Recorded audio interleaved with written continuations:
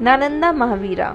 तो यहाँ पे बात हो रही है नालंदा महावीरा, जो कि प्राइड है इंडिया की, जो कि एक कल्चरल सिंबोलिज्म है और जो कि एजुकेशन का एक मतलब पिनेकल हम देखते हैं, यानी कि सबसे टॉप में जो यूनिवर्सिटी एग्जिस्ट करती थी दैट इज नालंदा यूनिवर्सिटी।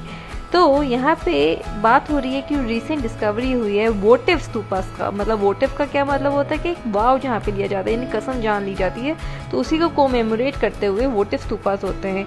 ये डिस्कवर हुए हैं आर्कियोलॉजिकल सर्वे ऑफ इंडिया के थ्रू, और कहाँ तो within the premises of Nalanda Mahavira in Bihar. तो बात की जाए अगर स्तूपा की, तो ये संस्कृत में इसका मतलब होता है हीप, यानी कि एक माउंड लाइक, यानी हेमिस्फीयर के शेप में ये होता है, और ये एक बरियल स्ट्रक्चर होता है जो कि रेलिक्स पे बनता है, किसकी, बुद्धिस्ट मॉन्क्स के, यानी कि बुद्धिस्ट मॉन्क्स की जो अस्थियां होती हैं उस पे ये बनता है। जैसे कि एग्जांपल में अगर हमें समझना हो तो सांची स्तूपा जो है वो भी बुद्धिस्ट रेलिक्स पे बनता है। तो that is the definition of the word stupa. अब हम बात करेंगे इन पर्टिकुलर नालंदा महावीरा की। तो ये एक यूनेस्को वर्ल्ड हेरिटेज साइट है, जो कि archaeological remains of the monastic and scholastic institution from the 3rd century to 13th century CE।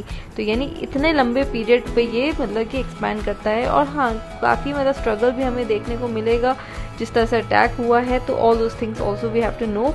And Gautam Buddha in particular अगर हम बात करें गौतम बुद्ध की, तो इन्होंने विजिट किया था, वहाँ पे रहे थे महावीरा, और कहाँ, नालंदा में। तो इसीलिए ये एक बहुत ही इंपॉर्टेंट कल्चरल सिंबोलिज्म है।